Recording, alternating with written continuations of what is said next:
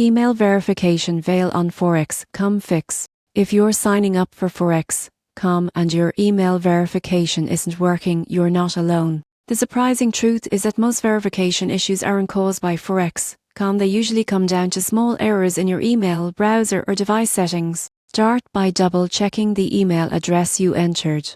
Even a single typo, missing character, or extra space can prevent the verification email from arriving.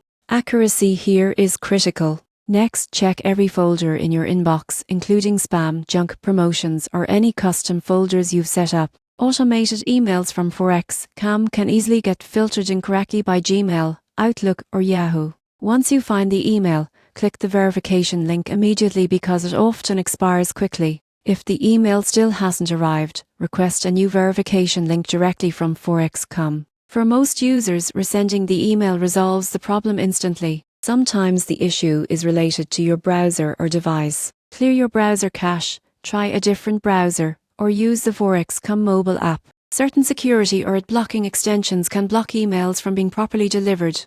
Email providers can also block automated messages entirely. If this happens, try registering with a different email address, preferably Gmail or Outlook, which are more reliable for verification emails. Finally, if none of these steps work, contact FOREXcom support.